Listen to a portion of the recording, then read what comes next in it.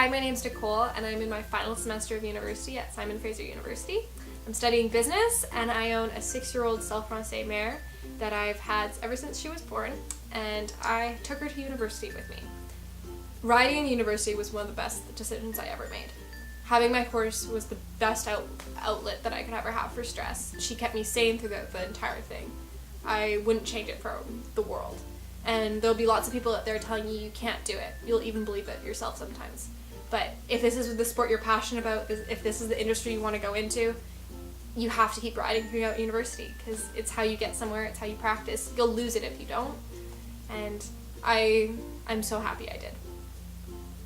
Something I want to stress about taking your horse with you to university is that there's no way you can do this alone. And that sounds like a downer, that's horrible for me to say, but it really isn't possible for you to do this without the support from other people. If you're paying for tuition, you're paying for your rent, you're paying for your car and its insurance, and you're paying for your food, there is no leftover money for a horse, for lessons, for shows, for equipment, anything like that. It's just not gonna work unless you have someone else in your life helping you and supporting you along the way. But the nice thing is it is doable if you have support. So if your parents are letting you stay at home, you don't have to worry about rent. You might not even have to worry about your car. So that makes it a little bit more affordable, especially if you get a part-time job and you're not just relying on your savings. One of the biggest things I learned in university was how to schedule my classes to fit my horsey schedule. I always made sure that I had 8:30 in the morning classes, so my classes finished at 12 and I could go to the barn for the rest of the afternoon. Or alternatively, my classes didn't start till 1 and went on into the evening, that way I could go in the morning. It may seem like a little thing and you think, oh, it's okay, if I get out of class at 9:30, I'll have time to run to the barn before my 3:30 class. And let me tell you, you won't. You'll be too tired, you won't want to do it, and you'll end up just skipping your afternoon class, which isn't good. Go to class, you get your degree, and you can afford your ponies for the rest of your life. My next suggestion to you guys is to have a really good planner or day timer. Keep yourself organized. I love mine. I don't think I was such a scheduling neat freak before I started university, but if you have a horse and you're taking classes and you're working, I highly, highly recommend it.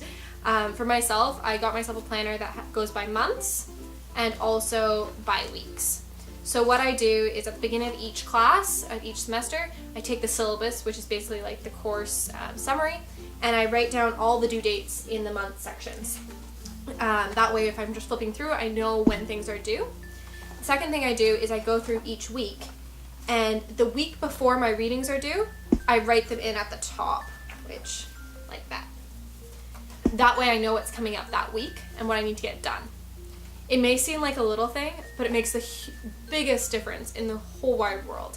Because if your friend wants to go out, say Friday night, 2 Fridays from now, you can go, oh, I can't. I've got a slideshow and everything else due that day. The next thing I would recommend would be to get a flexible job schedule. This means an employer who's willing to let things slide on weeks that are kind of busy for you, or during exam season they let you take more time off. An employer that really values education will understand this. Just yesterday, I had to ask my boss for the afternoon off, and she said yes, school comes first, always. And an employer that's really actually invested in you wants you to go to school and wants you to get educated because that means that you can do more for them later on. The next thing I would recommend would be to have a specific horsey savings account. So for myself, I have a regular savings account and I have my horse savings account. My regular savings account, I put 10% of my paychecks in every month. Right?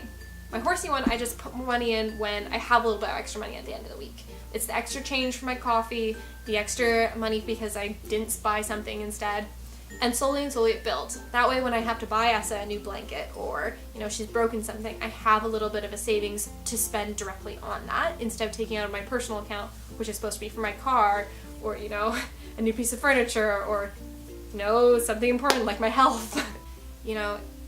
I love my horse. I love being able to go see her every day and ride and have a really cool experience. She's a great stress outlet. But she takes a lot of work. I don't get to go to as many social events as I want. I wasn't able to be involved in clubs like I wanted to be. But, I was able to do all the FEI young horse stuff. I was able to go to my championships. I was able to have a really cool equestrian experience throughout my young adult life. And I will never forget that for the rest of my life. But I also missed out on a lot of typical college things. So just be aware that it is going to be a sacrifice when you take your horse with you, but it's also going to be allow you to have all these really cool memories. Well, I hope I was able to pass on some of my wisdom to you. And you know, if you're on the fence about deciding whether or not you should take your horse, maybe this helped you decide. I'll see you next time. Bye.